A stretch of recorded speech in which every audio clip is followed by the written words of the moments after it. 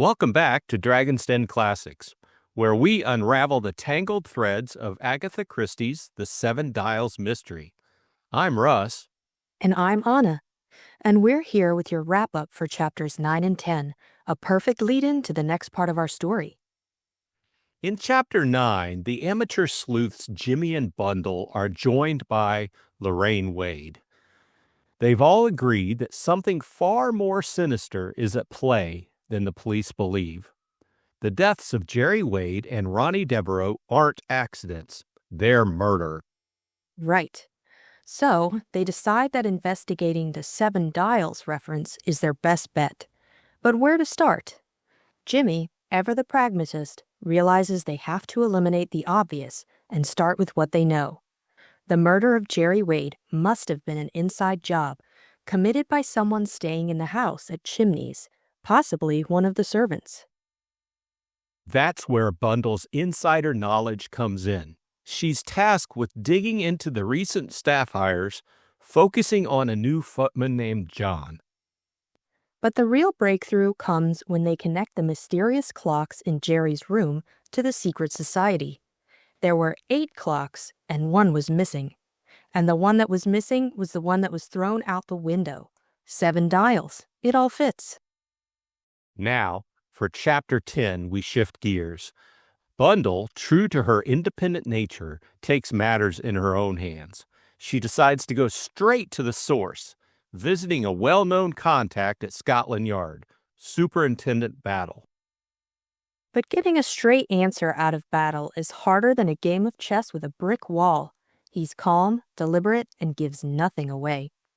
When Bundle mentions the 7 dials, he acts as though it's an old, pulled-down part of London, not a place for any modern secret societies. Yet, Bundle persists, mentioning the warning letter to George Lomax and the death of Ronnie Devereaux. Battle confirms they're aware of the situation and advises her to let the professionals handle it. He even gives her a seemingly useless list of fictional-sounding secret societies.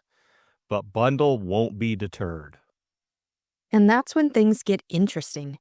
Battle, perhaps impressed by her tenacity, finally offers a cryptic hint. He tells her that her friend, Bill Eversley, a rather simple chap who's always making jokes and doesn't seem to have a serious bone in his body, is the one who can tell her all she needs to know about 7 dials. What does he mean? So join us now as we dig into chapters 11 and 12 of Agatha Christie's 7 Dials mystery. If you are enjoying our presentation and would like to keep up with the story, please remember to like, subscribe, and turn on notifications so that you'll know when we drop a new episode. Now, on with the story. Chapter 11, Dinner with Bill. Bundle set out to keep her appointment with Bill on the following evening full of expectation. Bill is really rather nice, thought Bundle to herself. Just like a large, clumsy dog that wags its tail when it's pleased to see you. The large dog was uttering short staccato yelps of comment and information. You look tremendously fit, Bundle. I can't tell you how pleased I am to see you. I've ordered oysters. You do like oysters, don't you? And how's everything? What did you want to go moldering about abroad so long? Were you having a very gay time? No, deadly, said Bundle. Perfectly foul. Old diseased colonels creeping about in the sun, and active, wizened spinsters running libraries and churches. Give me England, said Bill. I bar this foreign business, except Switzerland. Switzerland's all right. I'm thinking of going there this Christmas. Why don't you come along? I'll think of it, said Bundle. What have you been doing with yourself lately, Bill? It was an incautious query. Bundle had merely made it out of politeness and as a preliminary to introducing her own topics of conversation. It was, however, the opening for which Bill had been waiting. That's just what I've been wanting to tell you about. You're brainy, Bundle, and I want your advice. You know that musical show, Damn Your Eyes? Yes. Well, I'm going to tell you about one of the dirtiest pieces of work imaginable. My God, the theatrical crowd. There's a girl, a Yankee girl, a perfect stunner. Bundle's heart sank. The grievances of Bill's lady friends were always interminable. They went on, and there was no stemming them. This girl, Babe St. Maur, was her name. I wonder how she got that name, said Bundle sarcastically. Bill replied literally. She got it out of a who's who, opened it and jabbed her finger down on a page without looking. Pretty nifty, eh? Her real name's Goldschmidt or Abrameyer or something quite impossible. Oh, quite, agreed Bundle. Well, Babe St. Maur is pretty smart, and she's got muscles. She was one of the 8 girls who made this living bridge. Bill, said Bundle desperately, I went to see Jimmy Thesiger yesterday morning. Good old Jimmy, said Bill. Well, as I was telling you, Babe's pretty smart. You've got to be nowadays. She can put it over on most theatrical people. If you want to live, be high-handed. That's what Babe says. And mind you, she's the goods all right. She can act. It's marvelous how that girl can act. She'd not much chance in Damn Your Eyes, just swamped in a pack of good-looking girls. I said, why not try the legitimate stage, you know? Miss Tanqueray, that sort of stuff. But Babe just laughed. Have you seen Jimmy at all? Saw him this morning. Let me see. Where was I? Oh, yes, I hadn't got to the rumpus yet. And mind you, it was jealousy, sheer spiteful jealousy. The other girl wasn't a patch on Babe for looks, and she knew it. So she went behind her back. Bundle resigned herself to the inevitable and heard the whole story of the unfortunate circumstances which had led up to Babe St. Maur's summary disappearance from the cast of Damn Your Eyes. It took a long time. When Bill finally paused for breath and sympathy, Bundle said, You're quite right, Bill. It's a rotten shame. There must be a lot of jealousy about. The whole theatrical world's rotten with it. It must be. Did Jimmy say anything to you about coming down to the Abbey next week? For the first time, Bill gave his attention to what Bundle was saying. He was full of a long rigmarole he wanted me to stuff Cotters with, about wanting to stand in for the conservative interest. But you know, Bundle, it's too damn risky. Stuff, said Bundle. If George does find him out, he won't blame you. You'll just have been taken in, that's all. That's not it at all, said Bill. I mean, it's too damn risky for Jimmy. Before he knows where he is, he'll be parked somewhere down Tooting West, pledging to kiss babies and make speeches. You don't know how thorough Cotters is and how frightfully energetic. Well, we'll have to risk that, said Bundle. Jimmy can take care of himself all right. You don't know Cotters, repeated Bill. Who's coming to this party, Bill? Is it anything very special? Only the usual sort of muck. Mrs. McCotta, for one. The MP? Yes, you know, always going off the deep end about welfare and pure milk and save the children. Think of poor Jimmy being talked to by her. Never mind, Jimmy. Go on telling me. Then there's a Hungarian, what they call a young Hungarian, Countess something unpronounceable. She's all right. He swallowed as though embarrassed, and Bundle observed that he was crumbling his bread nervously.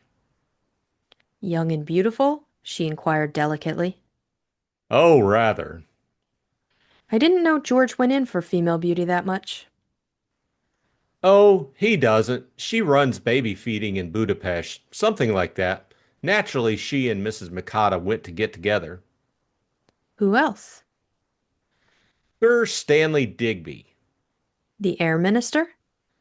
Yes, and his secretary, Terence O'Rourke. He's rather a lad, by the way, or used to be in his flying days. Then there's a perfectly poisonous German chap called Herr Eberhard. I don't know who he is, but we're all making the hell of a fuss about him. I've been twice told off to take him out to lunch, and can tell you, Bundle, it was no joke. He's not like the embassy chaps who are all quite decent. The man sucks in soup and eats peas with a knife. Not only that, but the brute is always biting his fingernails, positively gnaws at him. Pretty foul. Isn't it? I believe he invents things, something of the kind. Well, that's all. Oh, yes, Sir Oswald Coote. And Lady Coot? Yes, I believe she's coming too. Bundle sat lost in thought for some minutes. Bill's list was suggestive, but she hadn't time to think out various possibilities just now. She must get on to the next point. Bill, she said, what's all this about 7 dials? Bill at once looked horribly embarrassed. He blinked and avoided her glance. I don't know what you mean, he said. Nonsense, said Bundle. I was told you know all about it. About what? This was rather a poser. Bundle shifted her ground. I don't see what you want to be so secretive for, she complained. Nothing to be secretive about. Nobody goes there much now. It was a craze. This sounded puzzling. One gets so out of things when one is away, said Bundle in a sad voice. Oh, you haven't missed much, said Bill. Everyone went there just to say they had been. It was boring, really. And my God, you can get tired of fried fish. Where did everyone go? To the Seven Dials Club, of course, said Bill, staring. Wasn't that what you were asking about? I didn't know it by that name, said Bundle. Used to be a slummy sort of district round about Tottenham Court Road way. It's all pulled down and cleaned up now. But the Seven Dials Club keeps the old atmosphere. Fried fish and chips, general squalor, kind of East End stunt, but awfully handy to get at after a show. It's a nightclub, I suppose, said Bundle. Dancing and all that? That's it. Awfully mixed crowd, not a posh affair. Artists, you know, and all sorts of odd women and a sprinkling of our lot. They say quite a lot of things. But I think that's all bunk myself. Just said to make the place go. Good, said Bundle. We'll go there tonight. Oh, I shouldn't do that, said Bill. His embarrassment had returned. I tell you, it's played out. Nobody goes there now. Well, we're going. You wouldn't care for it, Bundle. You really wouldn't. You're going to take me to the 7 Dials Club and nowhere else, Bill. And I should like to know why you were so unwilling. I, unwilling? Painfully so. What's the guilty secret? Guilty secret. Don't keep repeating what I say. You do it to give yourself time. I don't, said Bill indignantly. It's only. Well, I know there's something. You can never conceal anything. I've got nothing to conceal. It's only. Well, It's a long story. You see, I took Babe St. Mar there one night. oh, Babe St. Mar again. Why not? I didn't know it was about her, said Bundle, stifling a yawn. As I said, I took Babe there. She rather fancied a lobster. I had a lobster under my arm. The story went on. When the lobster had been finally dismembered in a struggle between Bill and a fellow who was a rank outsider, Bundle brought her attention back to him. I see, she said, and there was a row? Yes, but it was my lobster. I'd bought it and paid for it. I had a perfect right. Oh, you had, said Bundle hastily. But I'm sure that's all forgotten now, and I don't care for lobsters anyway, so let's go. We may be raided by the police. There's a room upstairs where they play baccarat. Father will have to come out and bail me out, that's all. Come on, Bill. Bill still seemed rather reluctant, but Bundle was adamant, and they were soon speeding to their destination in a taxi. The place, when they got to it, was much as she imagined it would be. It was a tall house in a narrow street, 14 Hunstanton Street. she noted the number. A man whose face was strangely familiar opened the door. She thought he started slightly when he saw her. He was a tall man with fair hair, a rather weak, anemic face, and slightly shifty eyes. Bundle puzzled to herself where she could have seen him before. Bill had recovered his equilibrium now and quite enjoyed doing showman. They danced in the cellar, which was very full of smoke, so much so that you saw everyone through a blue haze. The smell of fried fish was almost overpowering. On the wall were rough charcoal sketches, some of them executed with real talent. The company was extremely mixed. There were portly foreigners, opulent Jewesses, a sprinkling of the really smart, and several ladies belonging to the oldest profession in the world. Soon Bill led Bundle upstairs. There the weak-faced man was on guard, watching all those admitted to the gambling room with a lynx eye. Suddenly, recognition came to Bundle. Of course, she said. How stupid of me. It's Alfred, who used to be a second footman at Chimneys. How are you, Alfred? Nicely. Thank you, your ladyship. When did you leave Chimneys, Alfred? Was it long before you got back? It was about a month ago, milady. I got a chance of bettering myself, and it seemed a pity not to take it. I suppose they pay you very well here, remarked Bundle. Very fair, milady. Bundle passed in. It seemed to her that in this room the real life of the club was exposed. The stakes were high, she saw that at once, and the people gathered round the two tables were of the true type, hawk-eyed, haggard, with the gambling fever in their blood. She and Bill stayed there for about half an hour. Then Bill grew restive. Let's get out of this place, Bundle, and go on dancing. Bundle agreed. There was nothing to be seen here. They went down again. They danced for another half hour, had fish and chips, and then Bundle declared herself ready to go home. But it's so early, Bill protested. No, it isn't. Not really. And anyway, I've got a long day in front of me tomorrow. What are you going to do? That depends, said Bundle mysteriously. But I can tell you this, Bill, the grass is not going to grow under my feet. It never does, said Mr. Eversley.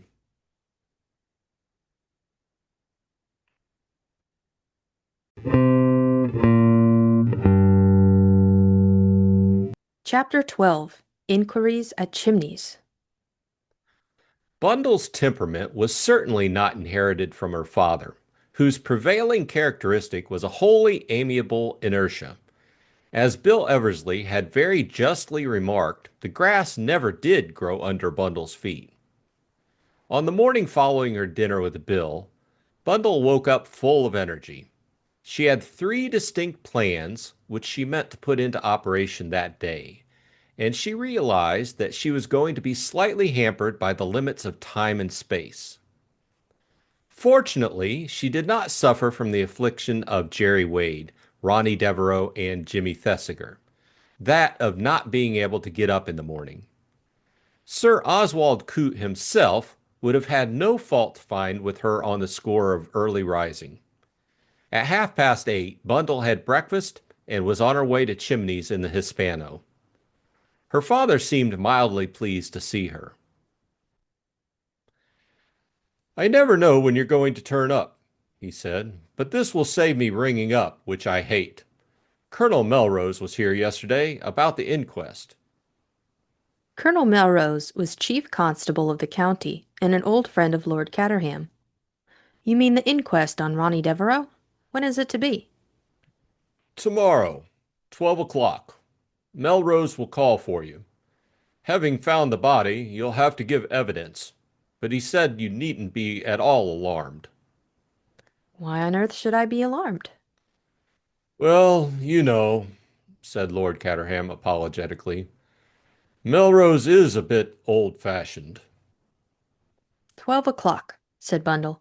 Good. I shall be here, if I'm still alive. Have you any reason to anticipate not being alive? One never knows, said Bundle.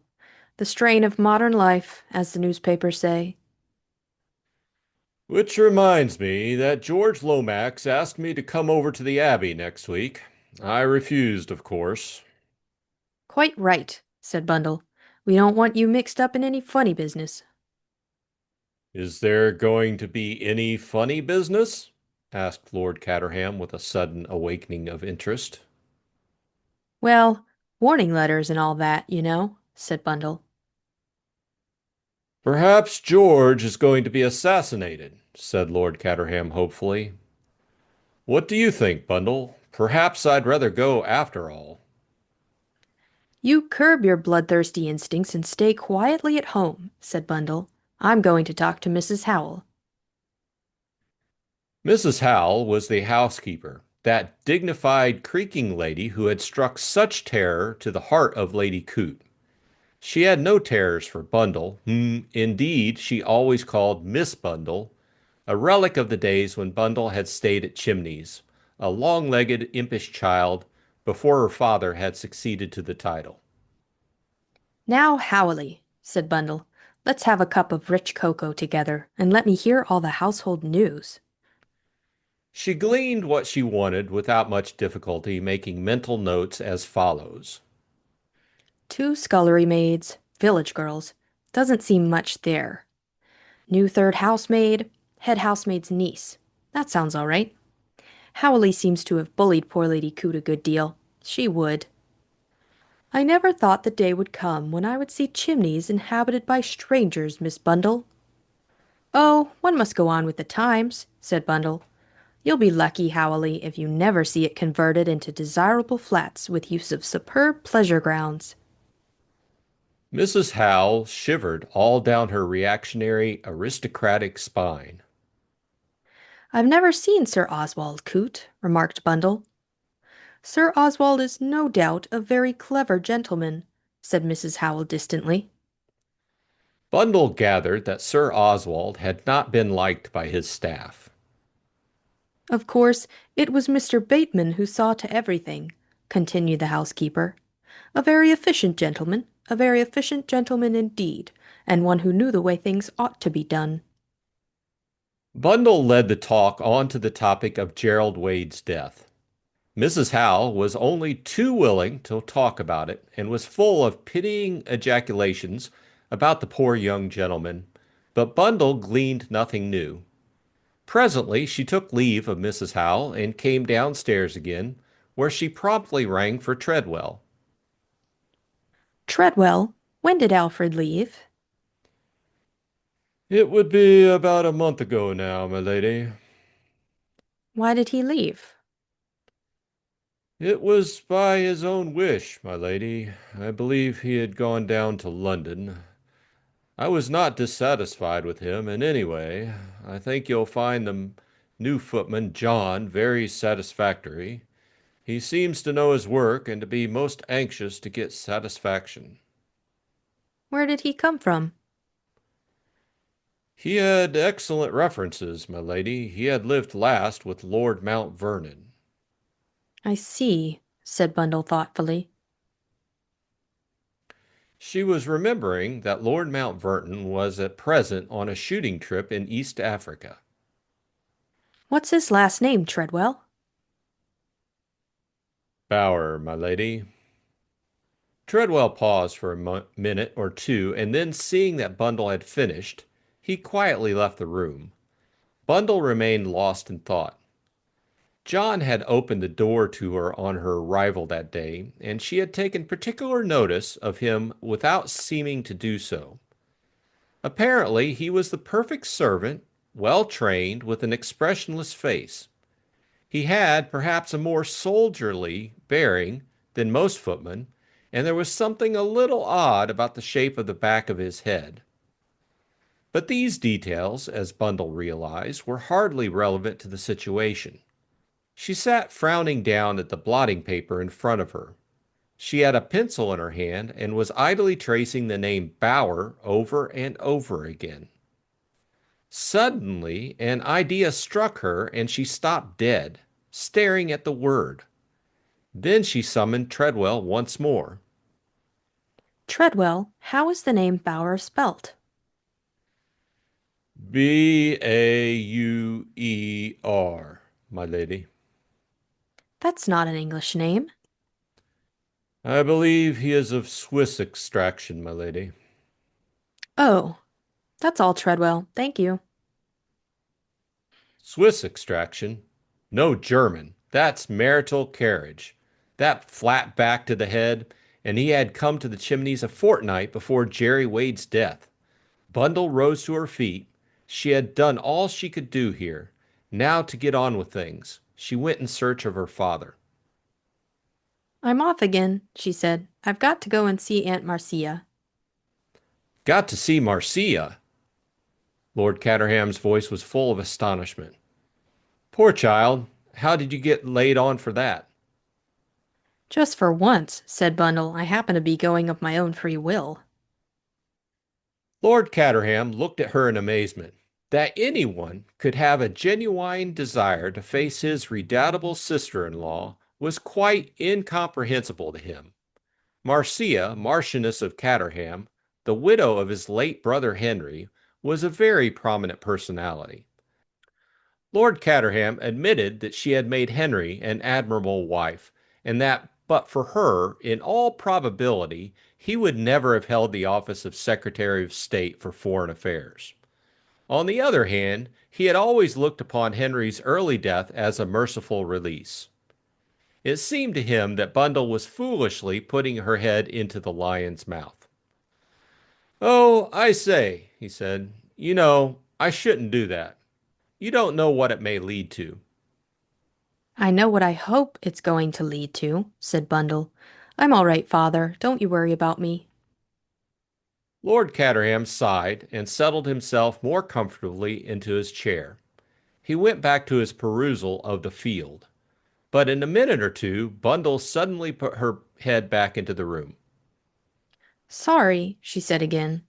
But there's one other thing I wanted to ask you. What is Sir Oswald Coote? I told you, a steamroller. I don't mean your personal impression of him. How did he make his money? Trouser buttons or brass beds or what? Oh, I see. He's steel. Steel and iron. He's got the biggest steel works, or whatever you call it, in England. He doesn't, of course, run the show personally now. It's a company or companies. He got me in as a director or something or other. Very good business for me. Nothing to do except go down to the city once or twice a year to one of these hotel places, Cannon Street or Liverpool Street, and sit around a table where they have very nice new blotting paper. Then Coote or some clever Johnny makes a speech simply, bristling with figures. But fortunately, you needn't listen to it, and I can tell you, you often get a jolly good lunch out of it. Uninterested in Lord Caterham's lunches, Bundle had departed again before he had finished speaking. On the way back to London, she tried to piece together things to her satisfaction. As far as she could see, steel and infant welfare did not go together. One of the two, then, was just padding, presumably the latter. Mrs. Macata and the Hungarian Countess could be ruled out of the court. They were camouflage. No, the pivot of the whole thing seemed to be the unattractive Herr Eberhard. He did not seem to be the type of man whom George Lomax would normally invite. Bill had said vaguely that he invented. Then there was the Air Minister and Sir Oswald Coote, who was steel. Somehow that seemed to hang together. Since it was useless speculating further, Bundle abandoned the attempt and concentrated on her forthcoming interview with Lady Caterham. The lady lived in a large, gloomy house in one of London's higher class squares. Inside it smelt of sealing wax, birdseed, and slightly decayed flowers. Lady Caterham was a large woman, large in every way. Her proportions were majestic rather than ample. She had a large beaked nose, wore gold-rimmed pince-nez, and her upper lip bore just the faintest suspicion of a mustache. She was somewhat surprised to see her niece, but accorded her a frigid cheek, which Bundle duly kissed. "This is quite an unexpected pleasure, Eileen," she observed coldly. We've only just got back, Aunt Marcia. I know. How is your father? Much as usual? Her tone conveyed disparagement. She had a poor opinion of Alastair Edward Brent, ninth Marquis of Caterham. She would have called him, had she known the term, a poor fish. Father is very well. He's down at Chimneys. Indeed. You know, Eileen, I never approved of the letting of Chimneys. The place is, in many ways, a historical monument. It should not be cheapened. It must have been wonderful in Uncle Henry's day, said Bundle with a slight sigh. Henry realized his responsibilities, said Henry's widow. Think of the people who stayed there, went on Bundle ecstatically. All the principal statesmen of Europe. Lady Caterham sighed. I can truly say that history has been made there more than once, she observed. If only your father. She shook her head sadly. Politics bore father, said Bundle, and yet they are about the most fascinating study there is, I should say, especially if one knew about them from the inside. She made this extravagantly untruthful statement of her feelings without even a blush. Her aunt looked at her with some surprise. I am pleased to hear you say so, she said. I always imagined, Eileen, that you cared for nothing but this modern pursuit of pleasure. I used to, said Bundle. It is true that you are still very young, said Lady Caterham thoughtfully. But with your advantages, and if you were to marry suitably, you might be one of the leading political hostesses of the day. Bundle felt slightly alarmed. For a moment, she feared that her aunt might produce a suitable husband right away. But I feel such a fool, said Bundle. I mean, I know so little.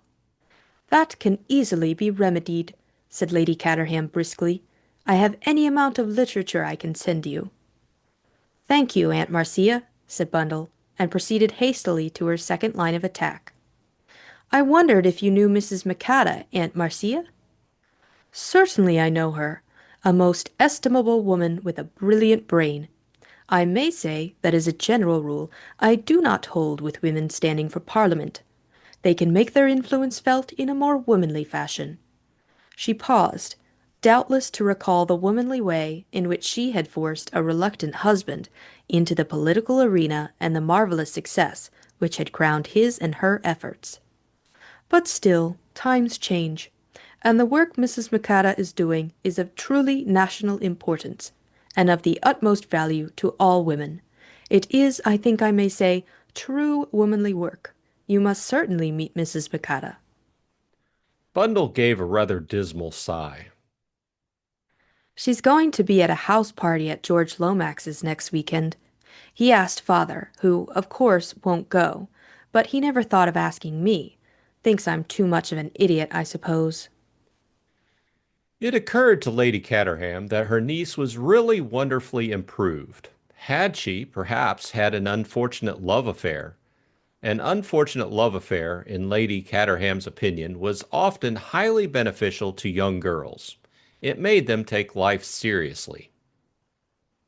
I don't suppose George Lomax realizes for a moment that you have, shall we say, grown up? Eileen, dear, she said, I must have a few words with him. He doesn't like me, said Bundle.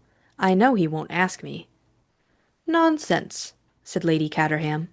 I shall make a point of it. I knew George Lomax when he was so high. She indicated a quite impossible height. He will be only too pleased to do me a favor, and he will be sure to see for himself that it is vitally important that the present-day young girls of our own class should take an intelligent interest in the welfare of their country. Bundle nearly said hear, hear, but checked herself. I will find you some literature now, said Lady Caterham, rising.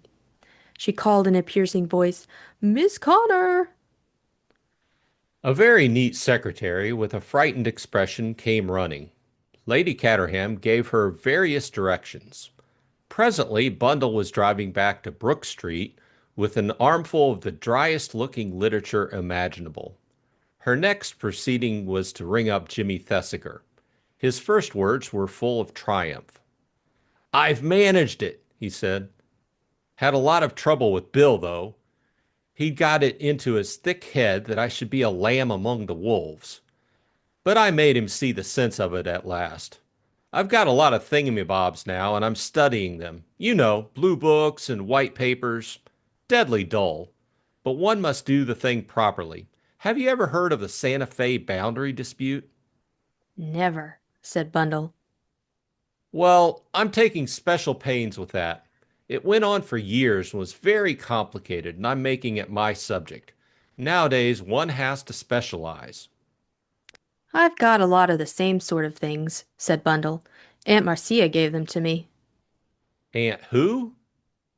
Aunt Marcia, father's sister-in-law. She's very political. In fact, she's going to get me invited to George's party. No. Oh, I say, that will be splendid. There was a pause, and then Jimmy said, I say, I don't think we'd better tell Lorraine, eh? Perhaps not. You see, she mayn't like being out of it, and she really must be kept out of it. Yes. I mean, you can't let a girl like that run into danger. Bundle reflected that Mr. Thesiger was slightly deficient in tact. The prospect of her running into danger did not seem to give him any qualms whatsoever. Have you gone away? Asked Jimmy. No, I was only thinking. I see. I say, are you going to the inquest tomorrow? Yes. Are you? Yes. By the way, it's in the evening papers, but tucked away in a corner. Funny, I should have thought that they'd make more of a splash about it. Yes. So should I. Well, said Jimmy, I must be getting on with my task. I just got to where Bolivia sent us a note. I suppose I must get on with my little lot, said Bundle. Are you going to swat at it all this evening? I think so. Are you? Oh, probably. Good night. They were both liars of the most unblushing order. Jimmy Thesiger knew perfectly well that he was taking Lorraine Wade out to dinner. As for Bundle, no sooner had she rung off than she attired herself in various nondescript garments belonging, as a matter of fact, to her maid, and having donned, she sallied out on foot, deliberating whether bus or tube would be the best route by which to reach the Seven Dials Club.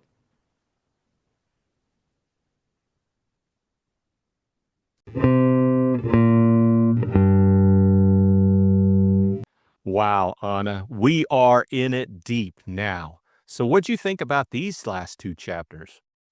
Well, the humor has made yet another appearance. Bill's outrageous lobster story, don't know where he got that from. And the banter between Bundle and her father, Lord Caterham, as always, never fail to disappoint. It really lightens the mood of this murderous tale. Yeah, I for one was wanting to hear the end of the lobster story or what happened, Yeah. the whole thing around that.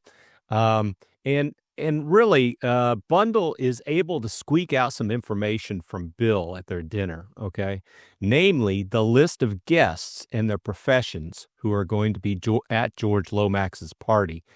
I think this helps Bundle narrow down who she should talk to when she's there. Exactly. And she also finds out through Bill's information blabbering that the Seven Dials Club is actually like a hip nightclub, kind of. So after much prodding, she gets Bill to agree to go. And then she finds, when she finds her old footman working as a security guard, it kind of makes you wonder why. And she ends up talking to him, says that he left their service for a pay upgrade at the club. Is this a coincidence? Yeah, well, if you're asking me, I don't think it's coincidence. And I found it funny that prodding, she basically made him go. So, Yeah. and it's interesting that Seven Dials ended up being basically a nightclub, dancing downstairs and gambling upstairs. So Yeah. also, one thing that stuck out to me was the fact that Bundle spoke with Treadwell, who's the head butler, about the new footman, John, because she's trying to find out who the new people are around there. And she discovered that his last name was Bauer, which sounds like a German origin name. And the fact that the man that they just hired last week, a week before Jerry's murder, just seems suspicious, especially when he found out in previous chapters that Jerry spoke fluent German and wasn't accounted for in World War I. So it's kind of theorized that he was in Germany, not in England, because if he was in England, then he would have had to, join in the war on England's side. Yeah, exactly. It really makes you wonder where this John guy came from, because he took the position of the previous guard they found at the club. So seems like there's a change of hands going there. Yeah, I But think something suspicious is going on. yeah, but we end up wrapping up the chapter with Bundle visiting her Aunt Marcia, which she ends up trying to figure out certain professions and what these people are doing. So she does gain some information on that, figures out who's there, why, different connections. And whenever she reconvenes with Jimmy, it seems like they want to share information, but they're being very superficial. So they're still hiding information from each other. I think that, if they're trying to solve this murder, they'd really want to share information, but they aren't doing that.